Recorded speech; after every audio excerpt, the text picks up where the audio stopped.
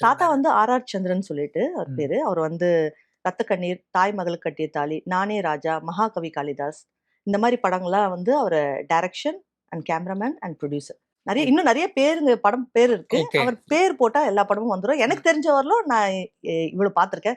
எங்க தாத்தாவோட டயலாக் தான் இன்னி வரலும் அவர ரைட்டரா இருந்து எழுதின டயலாக் இன்னி வரலும் ரொம்ப ஃபேமஸா இருக்கு. ரத்த ஆமா, கண்ணீர்ல. ஆமா, அவர் ஆமா. தான் எம்ஜிஆர், சிவாஜிக்கு எல்லாருக்குமே பேண்ட் ஷர்ட் போட்டு எம்.ஆர். ம். ராதா சார் வந்து எங்க தாத்தாக்கு ரொம்ப க்ளோஸ். ஓகே. எல்லாருக்குமே பேண்ட் ஷர்ட் போட்டு நடிக்க வச்சு சொல்லிக் குடுத்தது. அந்த காலத்துல நீங்க பார்த்திருப்பீங்க. அந்த வேட்டி, வேட்டி. ஷர்ட்டு, ஆமா, துண்டு ஆமா. இந்த மாரி தான் ஆமா, இருக்கும். ஆமா. ஆனா அந்த படத்துல இருந்து நீங்க பார்த்திருப்பீங்க. எல்லாம் கோட்டு, சூட்லாம் ஆமா, போட்டுட்டு அவர் ஆமா, டயலாக் பேசுறது. ஆமா. அவங்க அம்மாவ வந்து என்ன இந்த மாரி ஃப்ராக் போடாம புடவ கட்டிட்டு நீ வந்து ஒரு நடுவுல வந்து ஃப்ரெண்டுங்களா வர முன்னாடி இப்படி வந்து நின்னு உட்கார்ந்துருக்கீங்களா? அந்த டயலாக். ஆமா, அதுக்கப்புறம் காசு போடுறத வச்சு அவங்க ஃப்ரெண்ட வச்சு கலாய்க்கிற ஒரு ஆமா. டயலாக். அதெல்லாம் வந்து எடுத்தது எங்க தாத்தா. இந்த காலத்துல எவ்வளோ அந்த மாரி வார்த்தைகள் வருது. ஆனா அந்த காலத்துல யோசிச்சு எடுக்கிறது ஒரு பெரிய விஷயம் தானே. மேம் ஆனா மெயினா எம்.ஆர். ராதா சார் அந்த டயலாக் ஆமா அது பேசுவார்ல வந்து அம்மா கிட்ட. ஆமா, அது ஆமா, ஆமா. இன்னைக்கு வரைக்கும் நாங்க இன்னைக்கு வரைக்கும் வரணும். ஸ்டேட்டஸ் போடுறோம். ஆமாங்க, ஆமாங்க.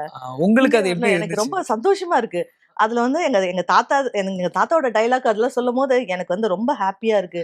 இந்த மாரி அந்த மாரி ஒரு தாத்தாக்கு நான் ஒரு பேத்தியா இருக்கிறது வந்து நான் இன்னமும் எங்க ஃபேமிலி எல்லாருமே ரொம்ப பெருமைப்படுறாங்க. நான் மட்டும் இந்த ஃபீல்ட்ல இருக்கேன்ற ஒரே ஒரு விஷயம் வந்து ஓகே. எங்க ஃபேமிலி ஃபுல்லாவே வந்து ரொம்ப ஹேப்பி. ஓ! இன்னும் இண்டஸ்ட்ரியில இருக்கு. ஏன்னா இண்டஸ்ட்ரின்றது ஒரு பெரிய விஷயங்க. யாருக்குமே அவ்வளோ சீக்கிரமா சான்ஸ் கிடைக்காது.